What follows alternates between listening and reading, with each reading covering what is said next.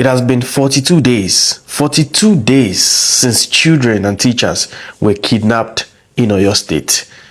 And the sad part is how many people are talking about it today. We know that's what's going to happen. We're going to make noise and suddenly everything fade away. In 2014, 276 girls were kidnapped in Chibok. And till today, not all of them are back to their house. 42 days of parents waking up, hoping that their children will be found. No father, no mother should be living in this trauma. And the sad thing is, the government of Oyo State, and the government of Nigeria are not doing enough. And that is the truth. We are not going to watch this story die. We're not going to watch the headlines slowly move on to something else. And that's why I created a petition on change.org to raise international awareness and to keep pressure on the authorities before these children become another version of Chibok girls. And if you don't know why this is concerning, kidnappers are not going to keep these children and feed them for nothing. They will be turned into children army. They will be forced to learn how to carry guns. And if you think it doesn't concern you today, wait until these kids come back with guns in their hand at your doorstep. We cannot afford to wait until years have passed before everybody starts asking what happened. We cannot wait for years to go without anybody taking proper accountability. So we are calling on the Oyo State government to do many things. Out of those many things is one, give regular public updates without exposing the rescue operation. Create a dedicated family support desk. Provide trauma care and counseling for these parents. And protect the schools in Orire local government and all over your state. And publish a safe school emergency plan. If this is going to happen again, how are we going to handle it? And after rescue, there must be an independent inquiry into how this happened.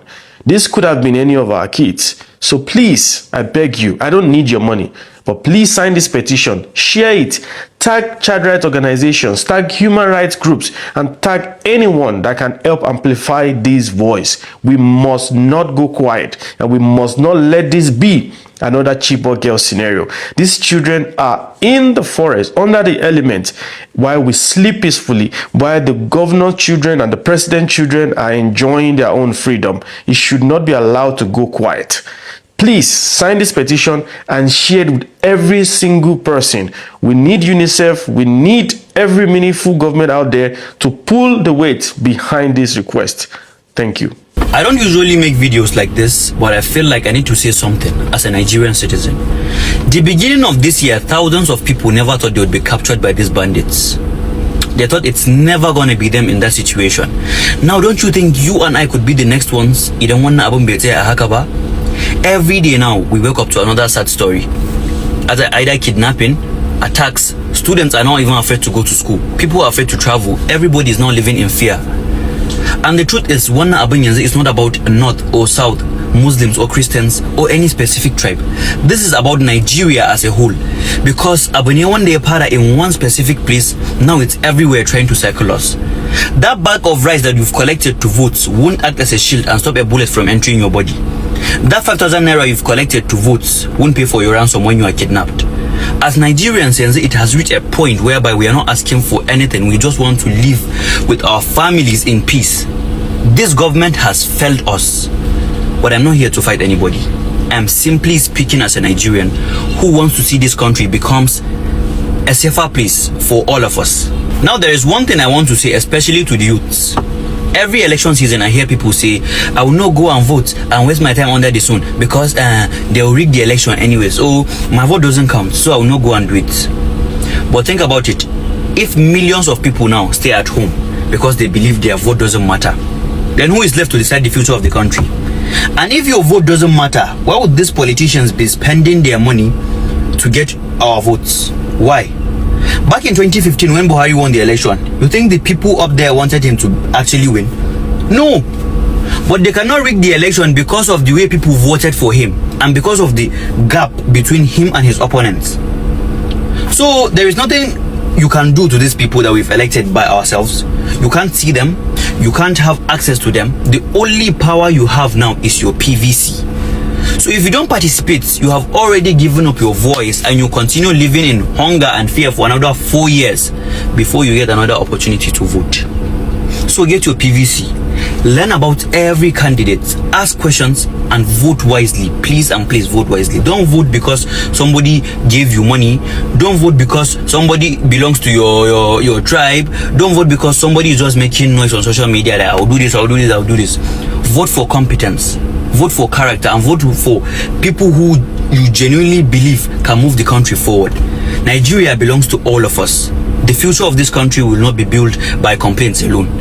It will be built by citizens who stay informed, participate, and make responsible decisions.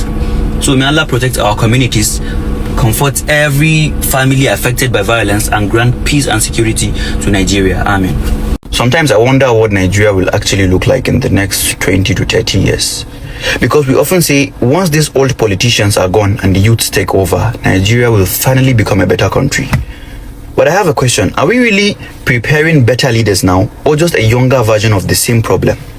Because we insult politicians for stealing billions, but if your boss sends you to buy 20,000 naira fuel, you buy 15,000 naira on and keep the remaining 5k. You have to pay people something small before doing the job they are already being paid to do. Someone gets into an office, the first thing that comes to their mind is, how can I benefit from this position? Now let's do a simple calculation.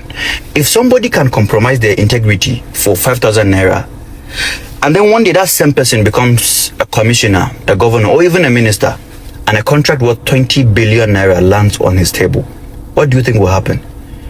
If they are comfortably taking 25% when the amount was 20,000 naira, what makes us think they won't be tempted to take the same 25% of 20 billion naira? The amount changed, but the character did not. See, but corruption doesn't suddenly appear when someone enters government. In my own view, most of the time it grows quietly through the small things we excuse every day. The problem with Nigeria is not only that some leaders are corrupt, it's that we've normalized dishonesty, and it reaches a level where it's starting to feel smart. We've reached a point where integrity looks strange, you understand? So maybe the question is not who will replace today's leaders. Maybe the real question is, will the people replacing them be any different?